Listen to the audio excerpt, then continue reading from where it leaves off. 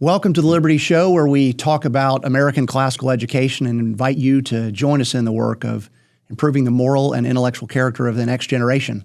I'm Matthew Kirby. I'm the CEO of Liberty Classical Schools. I'm your host, and at Liberty Classical Schools, our mission is to form knowledgeable, virtuous citizens. And we do that in K-12 American classical charter schools that emphasize virtuous living, traditional learning, and civic responsibility. And if you want to learn more about our work, you can visit libertyclassicalschools.org. Today, my guest is Mr. Rob Kelly. Welcome, Rob. Thank you. Thank you. Good to be here. Excited to have a great conversation with you, and delighted for our audience to get to know you better. You're at the heart of things at Liberty Classical Schools and driving our organization forward. And so I want our friends and our audience to know more about you and your passions and your interests and what drives you. So let's start by getting you to tell us a little bit about your role. What do you do here at Liberty Classical Schools? Sure. Okay. Well, I've been at Liberty Classical Schools for about 2 to 3 years now. I serve as the chief of staff.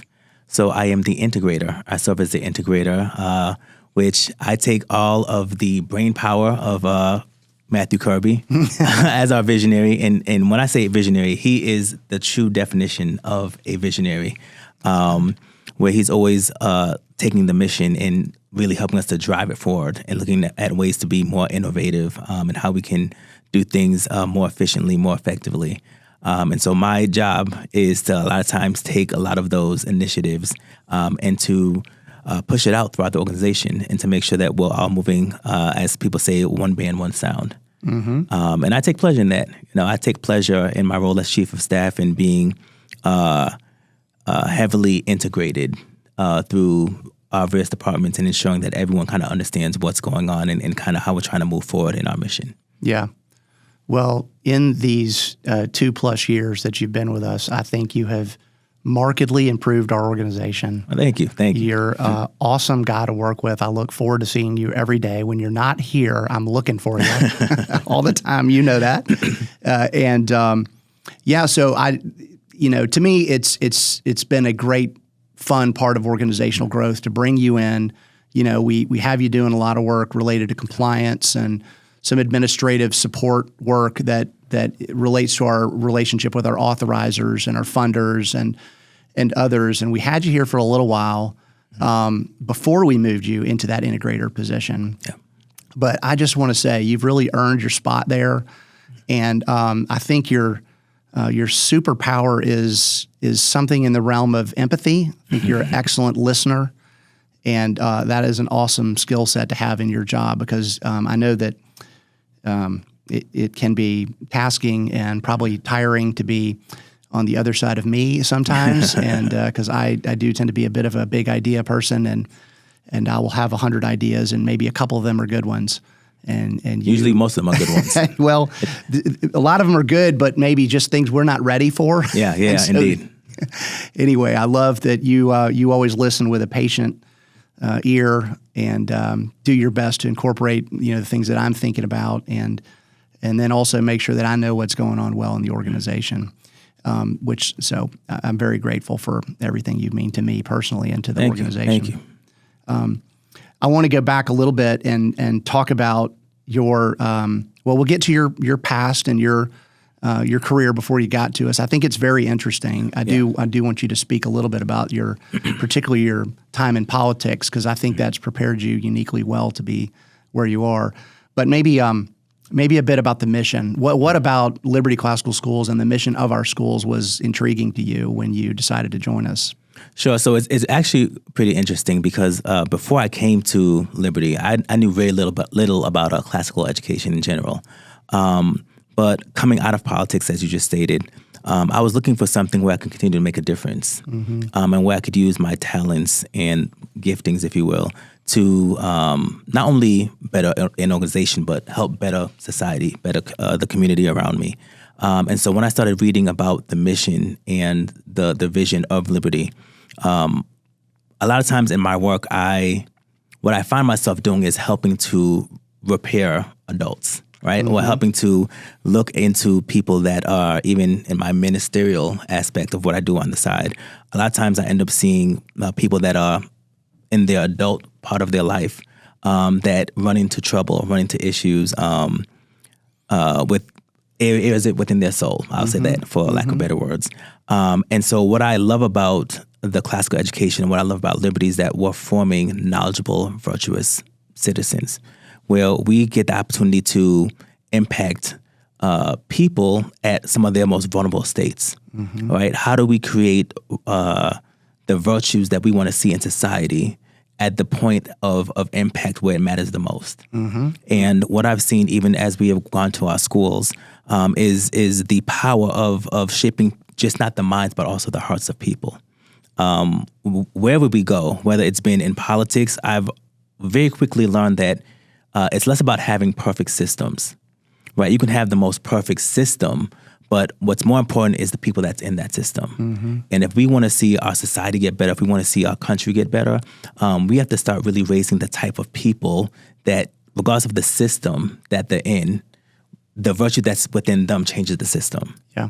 And I think that that's what we see happening in our schools. And the ability to impact the world by creating these type of citizens, I mean, it's something that I'm very passionate about, and I've become increasingly passionate about since being at Liberty. Yeah, that's great. So you mentioned that you kind of have this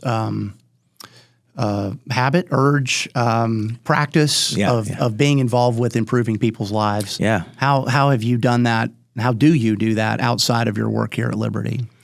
So, for a while, I served as a life coach. And of course, for those that have more depth than me, I'm actually a minister. And so a lot of times I'm working with people in times of their life that where they're trying to be better. They're trying to work at areas in their lives where maybe they've went off course or things aren't going the way that they should. And so a lot of what I realized is that as they have grown, sometimes they have gaps in formation. A lot of times people have gaps in their formation of what we call the formation of their soul, the formation of how they think about things. And so as I do my work there on the side, I realize that the two work together, right? If what we're doing at Liberty is so important because it is about formation. Classical education is about not just forming the minds of students, but how do we form their hearts to think about the beautiful things of life? And if we can actually impact them there, I think that when we get to a lot of the ills of society that many of us can point out, whether it's government, whether it's the ills of education, what I've realized even in politics was, like I said before, it's the ability to have virtuous people coming into a lot of these systems. And so that even a lot of times we talk about policies and compliance, and Kirby's really good. I mean, for every problem, Kirby has a system.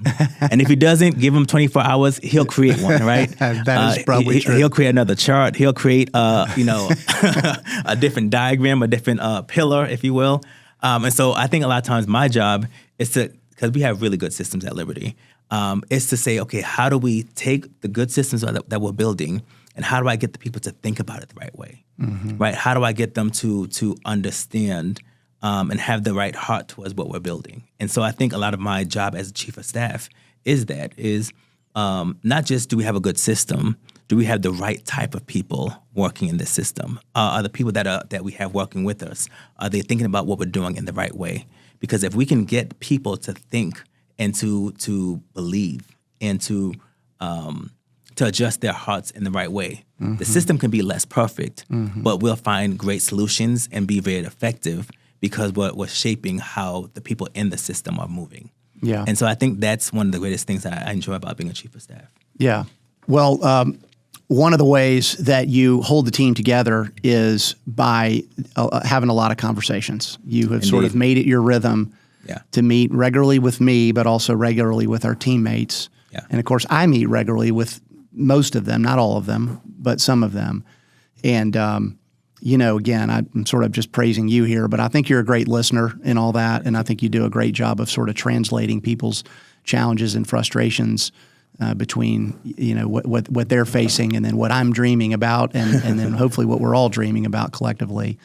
But yeah, so I wonder if you've had enough direct engagement on the campus level or with our heads of school, if you could sort of, kind of on this point of being part of an effective team that's driving in a singular direction, how would you or how have you sort of sold others on joining one of our teams? I mean, what do you think might be a distinctive element of teaching in a Liberty school, for example, versus maybe teaching in some other system? Do you have a view towards that? Yeah, no, absolutely. So the reality is I didn't grow up in a classical education school. And I know that when I was growing up, I'm from Stratford, Connecticut. And even then, back in those days, I remember we used to have these pillars of like citizenship, trustworthiness. And the more that I've gone to other schools, even within my role before, and even went to volunteer, we see so much less of those type of initiatives where we actually have the school actually teaching character development to students. Because I think there was a quote that said, "It's dangerous to form the mind without forming the heart." Right? It's different to have. It's challenging, and it's almost dangerous to have someone that's extremely intellectual with no moral compass. Yeah, right? That's right. And so the two have to go together. And so one of the things I think the most that's most promising about our schools, and why any teacher would want to come to one of our schools, is that you see it in the hallway. You see the character development as the kids are walking down the hallway. You see that with every type of correction, there is this relativity or this connection back to, okay, what character is missing here? What character should we be developing that would make this behavior actually go the way we want it to go? And I think that is something that is necessary, especially in particular communities where let me see how I want to say this. Particularly in communities where there may be the parent may not be as present as they could be. Let's say that. Yeah. And so in a lot of communities, what students get in the school may be a big part of the rearing that they're getting. That's right. And so I think that it's important that we have the schools as almost like a secondary form of being able to help shape that morality and teaching kids about the beautiful things of life and virtue. Yeah. No, I do think that's important. We make a big deal about the parents are the parents, and they're the first teachers. Right. And we want to partner right. with the parents in the moral and intellectual development of their students. And we try to be as clear as we can about how we're going to do that. But your point is well made and true that, not every household prioritizes those things. Right. And so that becomes our opportunity to come around with kids and have a formative impact on them.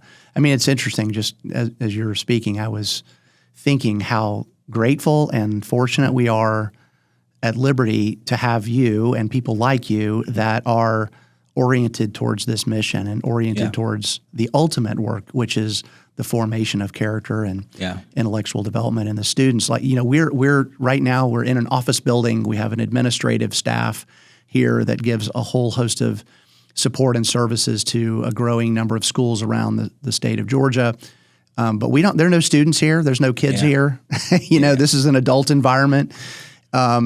But it means something to me that all of us around here sort of have that same hope for kids and that same ambition for kids and a vision towards the future where, they're prepared to build happy lives full of meaning and purpose. And that's kind of a refrain we use a lot. But I do think that, our sentiment around that here has a positive impact ultimately in the decisions that we make, in the way that we support the schools. So hopefully that work of human formation happens the best way it can, on the campus level.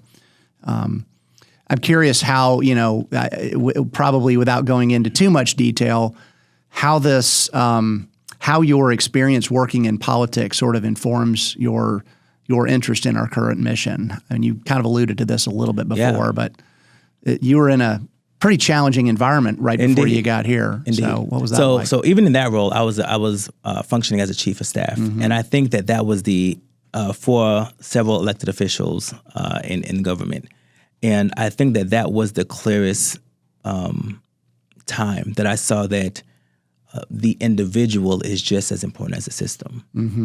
Because if you don't have individuals that move with integrity, if you don't have individuals that are really have people at the heart of what they're doing, you're going to see that embodied in how the policies that come. You're going to see that embodied in how change is effectuated or not effectuated. And I think I got a firsthand look at that. Government is one of those things that I found it to be neutral. And when I say neutral, it's that it is the shell of a system. And whoever steps into it, you'll see kind which of way. makes it what it is. Exactly, exactly. And so it's interesting because a lot of times we see people come out with, I want to create this law, I want to create that law. And many times what I realize is not necessarily that there needs to be new laws. It's who's administrating the laws that are currently on the books. And that has a big outcome on the experience that we have as citizens. And I take that kind of thought even as we do our work at Liberty, because there's always another policy that we can create. There's always another system that we can create. And so a lot of my job is determining, okay, is it really a new policy that we need? Right. Or is it really how we're thinking and the administration of the policies that we currently have? Yeah. Because a lot of times we can do a lot of circular work where we're trying to fix a system where it's actually an individual that may need to be shifted. And I think that if with that mindset is how I kind of look at everything. It's is the system the issue, or is it actually the administration of that system? Yeah. And I can speak about that, and we can cut this out if it doesn't work. But I can speak about that from many different points of view. I was actually thinking on the way here. There's a scripture, and I'll use this for an extreme example. But it talks about how the law of Moses was perfect, right? The law of Moses was perfect. It was good. It was right. But even that, it wasn't sufficient to bring about the change that was needed to be changed, right?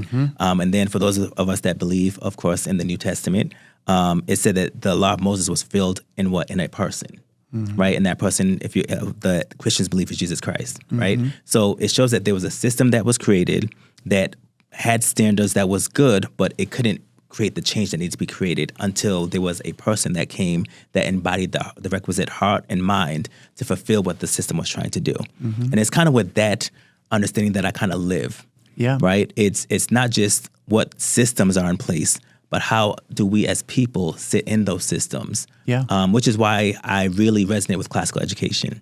Yeah. Because, and I, as a minority, a few years ago, there was this big thing called classical race theory, right? And so if we contrast something like classical education versus critical race theory, critical race theory, right? So critical race theory, it critiques the system, and it says, okay, what are all the areas within the system, and it analyzes power structures to say, okay, within the system, what is wrong with the system? How do we fix the system? Whereas classical education, it's less about focusing on the system and saying, okay, how do we form the individuals that sit in these systems? Yeah. Because if we can shift and fix and make sure that we have virtuous people sitting in these systems, then the outcomes will almost fix themselves. Right. And so for me, I think that it's been one of the most kind of life-changing things in terms of education is saying we need to really be sure that our educational systems are really focused on not only shaping the minds, but also shaping the character of our students. Yeah, that's right. Yeah. Well, so you've mentioned your faith. Are there other elements in your life that have sort of shaped you? I mean, what are are there people? Are there occurrences? Yeah. What is kind of... No, absolutely. So I think one of the big things that, and I didn't realize how much it shaped me until I got a little bit older, but both my parents immigrated here from Jamaica. They immigrated in the 80s. My mom came first, and she worked very hard to, she actually left my older brother and older sister in Jamaica for 2 years. I got a green card here, worked hard to kind of get her citizenship, and then my dad came up with my 2 older siblings. Wow. By that time, once they were here for maybe a year or 2, that's when my other sister was born and I was born. So I was born in America, in Connecticut. But they always instilled in me the value of education, the value of hard work, as children of immigrants, they were naturalized citizens, and I was a natural born citizen. So in our household, there was always this gratefulness about being able to come to America and being able to do your best to move forward, to advance. Yeah. And we were always taught about agency. Mm-hmm. Agency was always important. So we were always taught about self-governance, that you have the power to shape your destiny, that you have the power to not only understand the system, but whatever the system is giving you, to rise above it. Mm-hmm. And so it is kind of with that conviction that any place I step into, I'm always looking into, okay, how do I make this place better?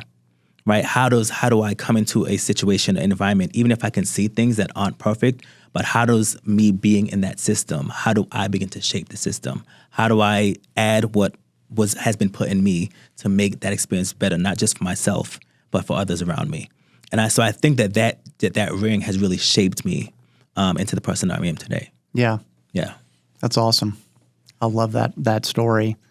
Well, maybe say a little bit about your current family. Tell us what's happening at home. Sure. So I'm been married to my beautiful wife, Sarah, for the last, we're in 1 year 13. So we have this joke because I always count the year we're in, and she always counts the year we're done with. Okay, so there you go. We're in our 13th year. Right. I have 2 kids. Lily is 7, and my son, Levi, is 5. Okay. And so I'm very excited to get a Liberty Classical School down in my area. I like that idea. I would love for them to be able to experience what it is that the classical education provides. Yeah. I remember my first time going to Atlanta Classical Atlanta Classical School, and I was blown away when we had kindergartners reciting the preamble of the Constitution. I mean, it blew me away. Yeah. And then to see the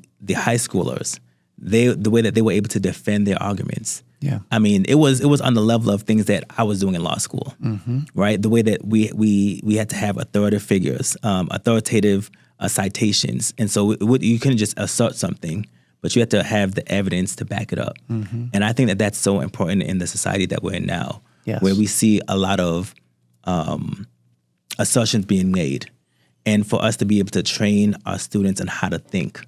You know, it's not necessarily indoctrinating them what to think, but it's training them how do you think about when something's presented to you? How do you think about the facts of something? How do you assess whether or not it's something that should be believed, and how do you make arguments for or against to make a point? I think those are the skills that I would love my children to understand how to do, and I think that's it's very important for the world that we're growing up in.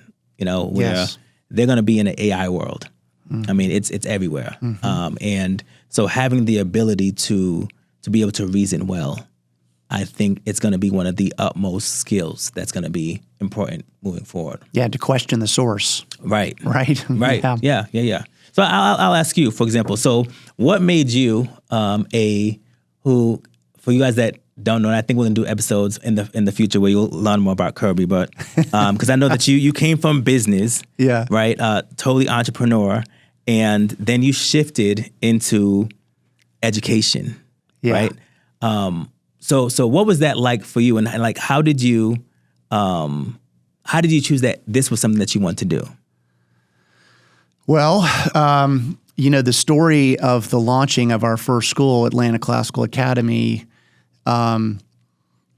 starts in 2011, 2012, and I was operating a small business. I was partially in the real estate business, and I was partially in the restaurant operations business, and I was volunteering on the side with the local high school as a football coach. I had played football in high school and at the Naval Academy, and coached a year at the Navy Prep School in Newport, Rhode Island, and was serving at the local high school just as a way to be involved in my own neighborhood and doing some civic service, and because I enjoyed the sport and enjoyed the kids and all of that. And a local businessman, philanthropist, former elected official called me one day, and he had a heart for building a charter school in on the north side of Atlanta. At the time, there were 13 or 14 charter schools in Atlanta, but none that were really creating an option for kids on the north side of Atlanta. So this gentleman, whose name is Mark Riley, and I've told this story many times in different talks, he called me in the middle of the summer and said, "Matthew, I think we need another charter school on the north side of Atlanta. Would you look into it?" was his question. And so I said, first of all, Mark, I really don't know what a charter school is, and I really didn't. I couldn't have given him a working definition at that moment of what a charter school even is. And then secondly, I said, and Mark, what do you mean by look into it? And what he meant was that he was going to make some introductions for me and encourage me to get to know more about charter schools and about education. And he was going to encourage me to write a business plan and perhaps help me put together some funding to get the thing started.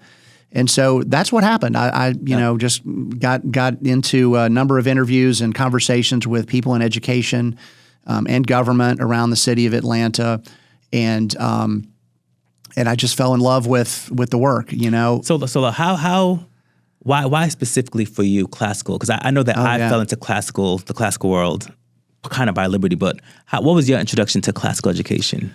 Well, I got there very quickly, and I should mention too that kind of simultaneous to all those things I was just describing, my wife and I had 3 young kids, all of whom were at a small private school that was not far from our house, but it was not a school that they were going to be able to stay in forever. So we had on our minds the question: How do we want to raise our kids? How do we want to educate our kids?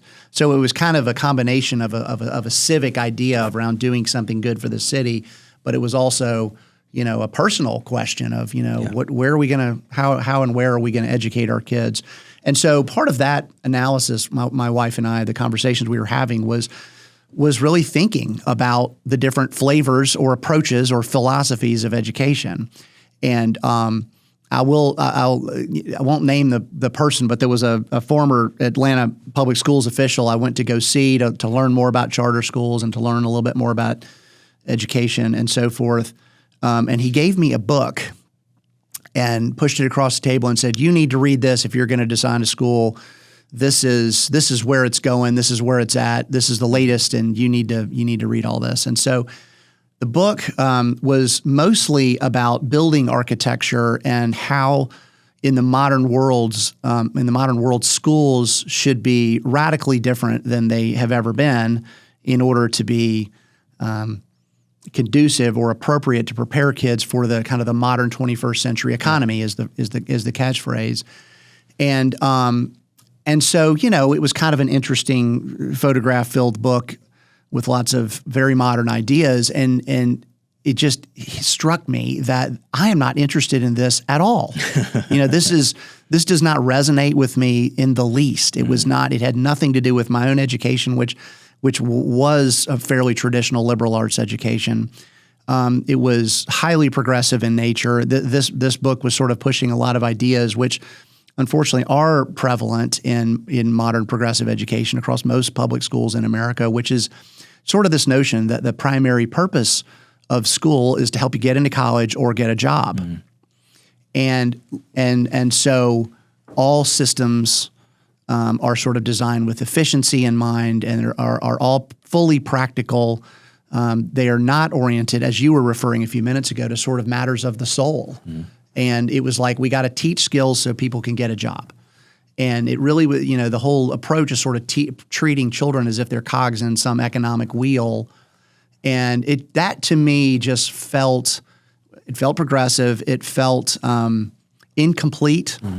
It seemed to because I, like most parents that I think are in our schools today, and we have, 2,000 students in our 3 schools right now, they don't look at their children and just consider them to be little factory workers of, they don't see their children as merely a worker in the global 21st century economy. They see them as human beings with potential and with souls and with the capacity for love and for service and for quality of life. And, we all want our kids to be productive members of society, to probably continue their education in college, sure.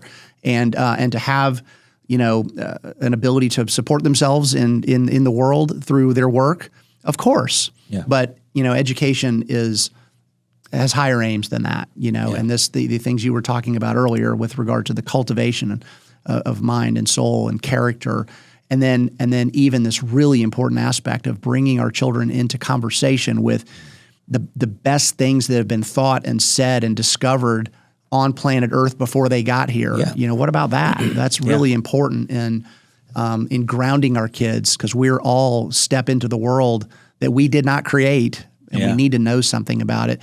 So anyway, those thoughts were kind of swirling in my head, and anyway, it was just kind of an interesting inflection point to kind of get this advice from this person that just it really is kind of like the I don't know how to describe it. It was the thing that I ran into that then deflected me back to a much more traditional approach, and so I realized that that traditional liberal arts education was getting a pretty bad rap in the marketplace. That there was a lot of phraseology and language that was sort of really denigrating some of the best elements of a high quality classical liberal arts education, and that maybe a turn back in that direction was what people were really looking for. Yeah. And so, I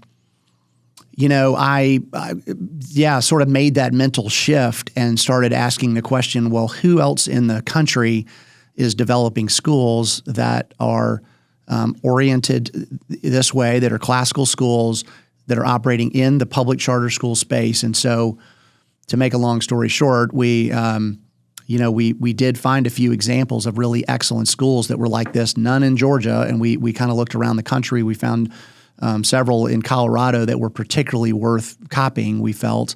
And so those became the basis of the business plan, and off we went. And so that was kind of how it turned. I am sure all of that is sort of the result of my own upbringing and in my own family. My mother was a person who is a person who speaks a lot about education. I mean, from the time I was a little boy, she was very interested in what I was doing in the classroom. She was that mom who was showing up at school to ask the teachers, why are we learning this when we haven't yet learned that? And that I just remember thinking like, so there's decision making. There's a real thought that goes into what kids learn, how they learn it, why they learn it, when they learn it. And so I guess I've just always had those ideas in my head. And so in any event, we built this business plan, probably one of the most fun times of this entire, now 13-year venture was I probably did 30 or 40 small group presentations in a little bitty office in a conference room table that sat 12 people, and just told the story of this dream we had, which was Atlanta Classical Academy. And that was a formative time for me. I learned the business plan got better and better every time we told the story, and we kind of refined it. And in the meantime, we built a very large group of parents who were very interested in what we were doing. I was just a volunteer. I was a dad who was unpaid with an idea, trying to get something started. I had no idea what I was doing. I became the chair of the board. We formed a board. I was the chair of the board because I seemed to have the most energy for it. And we just kept pressing in, and the model was in very high demand, and so that's kind of how it all got started. Yeah, no. I mean, I definitely have to give a kudos to you for what you've pioneered. Yeah. In a very short time, what you've been able to build. I think I thoroughly believe that institution reflects the souls of the people that's in them, and what you've been able to build really speaks to what's in you. Yeah. And just even you seeing the distinctions and making those early decisions. Mm-hmm. And here we are, 3 going on 4 schools later, and continually growing. I definitely say that's speaks to a lot of not only your initiative but your heart as well. Yeah. To see this work. So I mean, and I find myself blessed to work for. I've been in situations where I've had to question the integrity of the person I was under, or question the institution I was under. And I can honestly say that I've never had to do that here. Yeah. I've never had to question, okay, is this something I should be doing? It's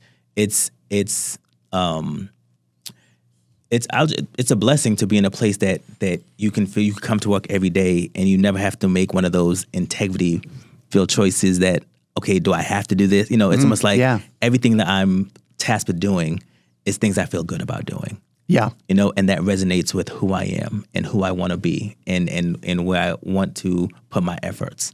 And so I just want to say thank you for building this space where we get to come and really live out purpose, calling, and really make an impact. Yeah. Well, thank you. Thank you. No, that means a lot. And I also feel incredibly blessed to be part of this whole initiative. I mean, as I described, it was a little bit of a lucky set of of occurrences that led me into this and that has sustained us. I will say that part of the reason for the podcast is we're trying to draw people into this mission. We're trying to collect the interest of moms and dads. We're trying to hire great employees to work with us and to work within our schools. You know, we're trying to be attractive to the government agencies that sponsor us, to other funders that sponsor us, all these things. And the thing that I hope resonates with others, because this is like the heart of it for me, is that I feel unbelievably blessed that my daily efforts, my daily grind, my get up and go is good at every level of analysis. And what I mean by that is I love that this work does great things in the lives of children. And it really, truly is an excellent grounding for wherever they want to go in life. It is a fabulous program for children. But these schools are institutions that are really great for the communities in which they serve. 100%. You know, we're kind of literally little cities on a hill sometimes that are elevating, elements of goodness and truth and beauty and trying to get people's eyes focused on the best things in our moral and intellectual character, which we think is massively unifying, by the way. So they're great in the communities in which we serve. And then there's a real patriotic element in this, for me at least, is in that we see the connectivity of our work, doing great things for kids, building stronger communities, but ultimately contributing to a strong nation. Because a big part of what an American classical education is preparing young people for citizenship. I love that, 100%. And it's not just, we kind of reduce citizenship oftentimes to that means you have to go vote. It's like, voting is huge. It is a blessing that we get to do that and express our wishes in the political sphere. Of course, that's very, very obvious. But citizenship is a whole lot more than that. Yeah. And I kind of think about that in sort of concentric circles. There's a role of citizenship that happens just between you and your spouse and between you and your family and you and your neighbors and you and your community. And then ultimately there's sort of this notion of being citizens of the country. We don't quite know what being a citizen of the world really means. That's a term that's thrown around a lot, but I doubt that that's really a thing quite yet because not all nations share common values. And so, but my main point is just that, it brings me a lot of joy because we do work pretty hard, and yes, we do. We put in a lot of hours, and sometimes there's, moments of stress, and just like any other industry and world. But what makes it worth it to me is just sort of that multi-layered goodness of the work, is that it does have this kind of multiplicative ripple effect through space and time, which is encouraging. If I can interrupt, I think that is what you said was so important. The fact that we are connecting what we're doing to citizenship. Yeah. Because I think that even as we all can probably attest that in our country, we're in a very, critical point in our nation. And so the work that we're doing to be able to produce these level of students that are mindful of how their actions impact not just themselves, not just their families, not just their communities, but it has a wider aspect. I know that that was something that was always ingrained in me. Yeah, that's right. That whenever I left the house, my mom used to always say, "You represent more than just yourself." Right, and that was something that I was always thinking about. Even when I was doing, I represent my family, I represent my community, I represent my church. Right, so I was always very aware that my life, my actions didn't just affect myself. And I think that that's something that even as you begin to speak, when you talk about citizenship, that even as we're kind of growing these virtuous students, that they understand that as a citizen that they have a role that they play. Yeah. That their actions affect more than just themselves. And I think that's critical. Yeah, that's one of the kind of the elements of our description of what an American classical school is organized to do, and that is sort of imbue students with a sense of public spiritedness, which kind of sounds like a modern world, but that's actually a phrase our founders used of public spiritedness, meaning that exactly what you're saying. They are sort of viewing their lives and their agency and their contribution to the world as being for the benefit of others. It's a service orientation. Yeah. It's the realization that,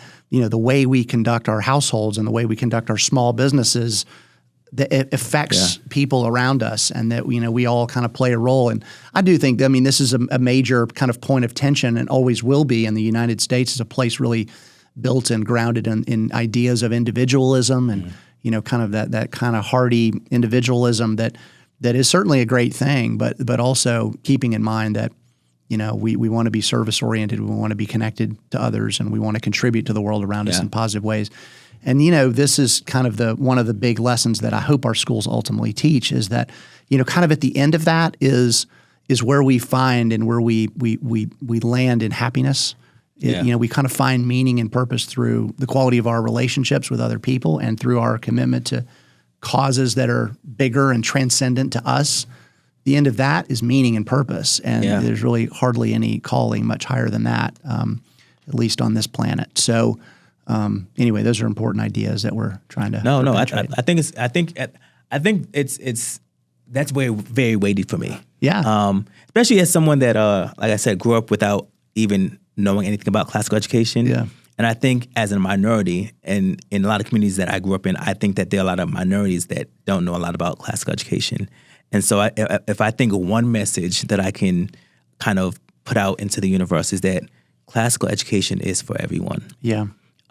Because I think that a lot of times when we think about the word classical education or traditional education, I think in a lot of people's minds, they just see the founders. They see a very, maybe like an Anglo-Saxon and kind of picture in their mind. Yeah. And so for a lot of minorities, it can be, the thought can come, well, how do they relate to my experience? Well, what does, these people that may have come from Europe or from, a place overseas, what can they tell me about my life? Mm-hmm. And what I've been able to understand even about the classical education experience is that it is about, like I said, it's about the formation, adversity, struggle, and self-governance. And that is universal. Virtue is universal, regardless of creed, belief system, ethnicity. And so the way that a lot of the classical education, it pulls these stories, that go beyond a specific people. Mm-hmm. And it really pulls out these virtuous lessons that can be applied across every nation and creed. And actually having the ability to kind of break it down to a level that students can understand what is the beauty of these lessons, and how do I take those lessons and incorporate them into my life. And even as I've watched one of the 9th grade classes, just hearing how they speak about some of these books, and how the students dissect it, and they actually kind of not only take the struggle of the people in the story, but they relate it back to their lives. And that's something that's actually ingrained in the curriculum. Mm-hmm. of how to do that. And it really does traverse every type of experience. Yeah. And I think that I want as many people to understand that as possible. Yeah. That no matter where you're from, no matter what your belief system, that there's a place in classical education that you can find value, and that it can help develop the students for themselves. Yeah. I love that. One of the authors of the core knowledge sequence is a gentleman named E.D. Hirsch Jr., who is a PhD professor, I think mostly at the University of Virginia. And a quote of his that we like to use a lot, he says that the best way to unify a nation is to teach in childhood the best things in your moral and intellectual heritage. Yeah. And so I believe that, and I think we believe that. Yeah. And so we do see this as an opportunity for unification in this country. Yeah. And so the way that works out practically is that we kind of look at the 13-year time span we have with these children in these K-12 schools. We have limited, finite amount of time. Yeah.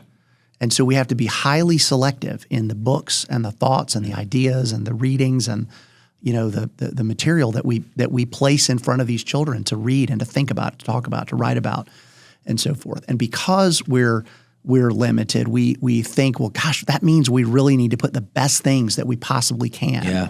Now, the interesting part is we're always going to have debates about what those things are. Right. And fair enough. Like I think it's a good argument and debate for the adults to have, Yeah. And I think that, ordinarily we sort of land on those things that are time tested. Mm-hmm. The book that has been read and written and spoke about for hundreds of years is gonna get to the top of that list. Yeah. The one that has not been influential, that was published last quarter, is probably not going to make the list. Maybe it will if it endures, 100 years. But we kind of have that point of view. So I'm just saying that, I'm echoing your sentiment that this can be for all people, and that we are doing our best to kind of focus our learning on those time-tested elements, because there are lessons of humanity. There's lessons about what it means to be a good person and to live well, and to form governments and to thrive as a community. All that is sort of in those texts. We'll probably always have debates around the periphery of things that kind of move in and out. But part of the promise of the education is that these are tried and true, time-tested ideas that are formative to the human mind and heart. And anyway, so that's kind of what we're doing. And I'm just affirming what you're saying is that, we think that, and it doesn't, by the way, mean that everybody agrees on what all these things teach us. Yeah. I mean, but that's really what we're building towards. And that's what you'll see, those who have the great opportunity to get in our classrooms, especially as our kids get into 10th, 11th, 12th grade. I mean, they're sitting around a round table with the book in their hand, and this is the thing that just really resounds with me, and you mentioned it earlier, but these students are trained not to just think, like say, I think or I feel, or give their personal opinion, as much as they are to state an argument and cite an element of the text. Right. And that's just sort of this idea of where's your evidence, Right. And that's a great skill to have. Anyway, you're right. It's in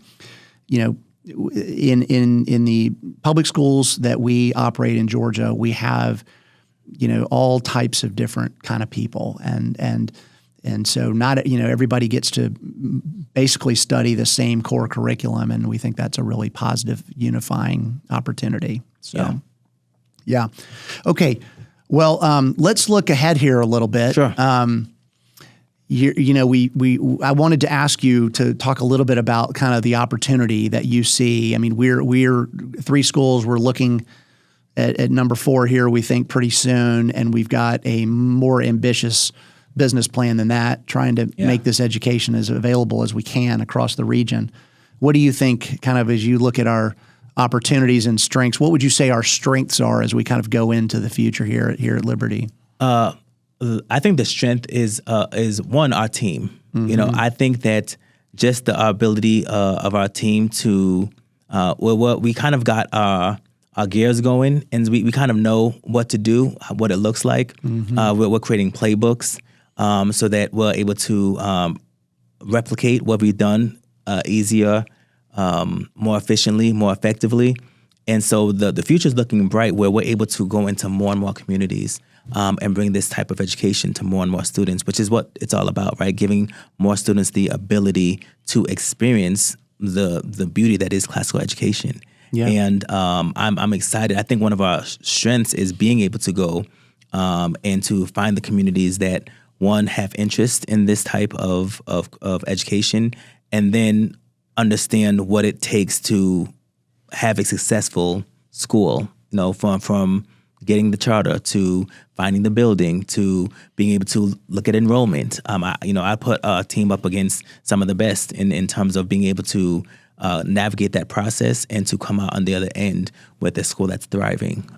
All of our schools so far, we have great wait lists to show that the demand is there. And so we're looking towards expanding, hopefully a little bit, not only in Georgia, but even beyond. Potentially, that's right. But I think that I'm excited about where we are. Yeah. In as an organization, but also for what we can do moving forward. Let me ask you about our relationship with the Charter School Growth Fund. Sure. So what's been your engagement with them, and to what degree have they been helpful to us?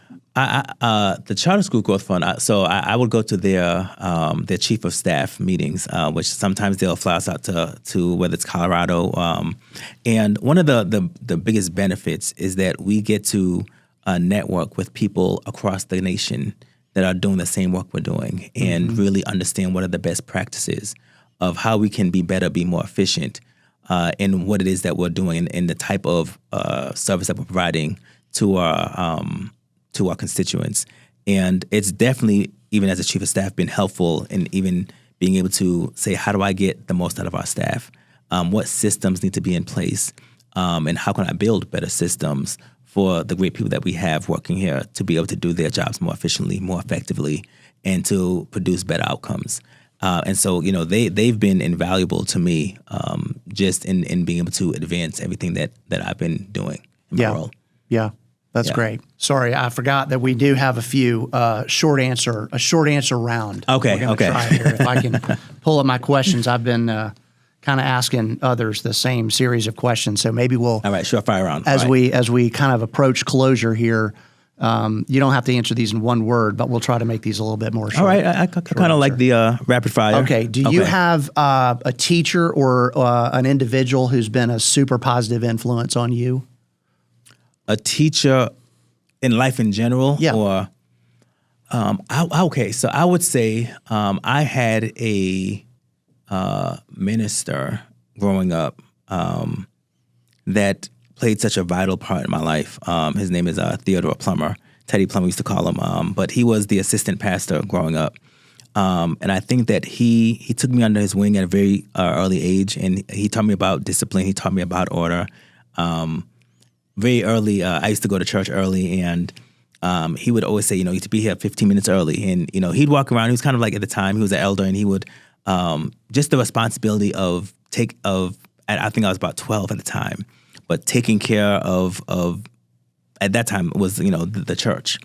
And at that point, I felt such a responsibility that I have to be there on time. I have to make sure the sound system was set up, and just that the little bit of responsibility he gave me to impact the church service. Yeah. I wore it with like such a pride. Yeah. And it just taught me, even from that young age, that, okay, there are people that will depend on you. And so you have to make sure that you're in place so that everything goes well. Yeah. And it's just those like little things that he would kind of teach me. He's the reason why I started playing tennis. And I went, to varsity playing tennis because he used to play tennis. He used to play chess. He taught me how to play chess. And so there was just these little things of character that even as he was ministering, but even him taking me aside and the little lessons that he would teach me about just being responsible, being a disciplined young man, those things resonated with me. I love that point, especially that he sort of challenged you with performance a little bit. Yeah, and that had such a profound impact. I don't know if my mom appreciated it because, it was, I made her come out of the house about 30 minutes before she would rather be there. Wanted to go, yeah. And I was pretty hopped on it but I think that resonated with me. That's huge. Yeah. That's huge. Okay. What is your favorite hobby outside of work? Interesting. I think I have a lot, especially in this season. But my favorite hobby, I like creating music. Mm-hmm. I like writing. I have heard you sing, and you have a great voice. Thank you. By the way. I appreciate it. Yep. Writing, music, I think, and anything that helps people. So I'm in this space where I'm kind of writing a lot of kind of like self-help books. And I just have a passion to improve the lives of people around me. Yeah. And so even the songs that I write, they kind of get towards helping to improve the way people experience in life. So how are the farming and agriculture efforts at the Kelly House going right now? So we have about 10 chickens now. Okay. And we try to keep them safe from the hawks in the area. But we have a small, I wouldn't go as far to call it a homestead, but we're building something like it. And I just enjoy being able to be self-sufficient, excuse me, as much as possible. And to give her the credit, my wife was the spearhead of it, and I kind of followed along after. Yep. But there's something that to putting your hands to the plow, if you will, and being able to do things that you can say, okay, if something goes wrong with the system, or if I can't go to the grocery store, I at least for a little while have what I need here. And there's just something that's very empowering about that. I love that. I love that your kids get to experience that. Yeah. I love hearing your side of the conversation on the phone with your kids. I think you're a great dad. Oh, thank you. And your kids are super smart and super cute, and lucky to have you and Sarah. That's awesome. Okay.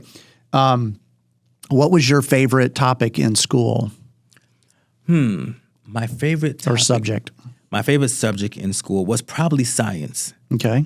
And I would take a lot of experience out of the schoolhouse and try to replicate them at home, which a lot of times did not fare well and disappointed my mom.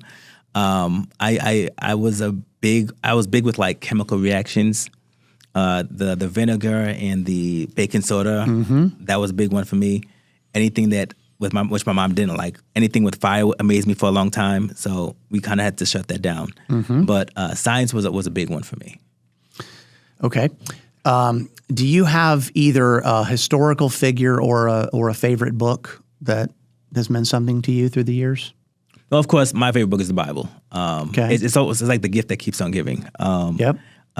So that's definitely a big. I mean, I read it daily. So the Bible is my guide to life. All right. And so that's probably the biggest book of influence that I read constantly. As it pertains to like even my job, books like the 5 Dysfunctions of a Team. I'm always reading about books that can help me in my administration of bringing our team together. So I'm very big on books like that. Who Moved My Cheese? Another great book. Another big one. Yeah, that I often reference. And then there's another book by I think it's Henry Cloud that talks about boundaries. And so those type of books that really help shape people, I think it's really Okay. Okay. In this age of distraction, with all the digital distractions out there, how are you doing with that, and how do you manage that? Yeah. So for me, I think that I try to what I call I have a lot of Sabbath weeks, is what I call it, where I intentionally take times that I shut everything down. So I'll have weeks that I don't go on the internet. I try to shut down as much technology as possible, especially with my kids being 5 and 7. A lot of times you can go through the weeks and you're working so much that you turn around and it's another birthday. You turn around and they add another milestone, a tooth is falling out. And so I try to be very cognizant of the amount of time that I'm actually having personal one-on-one time, face-to-face time with them. And I also want to model the type of behavior that they don't always see me glued to a screen. Yeah. I try to do my best to read to them every night to make sure that they get a book before they go to bed. So things like that, I try to make sure I'm very intentional about. Yeah. Yeah. That's great. Okay. Final thoughts here. What's kind of the thing for which you're most hopeful as you look ahead to your future? Yeah. I'm excited. I'm excited about us building more schools. Yeah. And I'm excited about more people knowing about what it is that Liberty does and doing everything I can to kind of project who Liberty is into the stratosphere, into even the digital world, so that more people can understand what we're trying to do here. I think that if more people were exposed to what we're doing here, because I believe in it, I believe that they would believe in it, and I think that they would find value in supporting it. Yeah. And so I think that everything I can do to that end to really get Liberty's name in what we're doing as far as possible, I would look. That's one of my goals. Well, I think you're a diamond on our team here. You're doing a great job for us. I love working with you. I love the inspiration that you give to our team and to the patience that you show with me. And I appreciate so much that that you, as our chief of staff, who has a huge leadership role and a big administrative role, and sort of just kind of holding all the pieces and parts together, that you're still interested in the things that are happening in the classroom, and that that you've got your eye on the ball there when it comes to the real mission of the school, which is having a positive influence on kids and families. And so I just want to thank you for doing the talk with me today and for being such a great leader for us. Thank you. My pleasure. Awesome. That's great. Indeed. All right, well, friends, we'll call it here. Thanks for joining us on the Liberty Show. Again, I'm Matthew Kirby, CEO of Liberty Classical Schools. We do intend this to be an invitation to you to get involved with our work. So please read more at libertyclassicalschools.org, and we'll talk to you soon. Take care.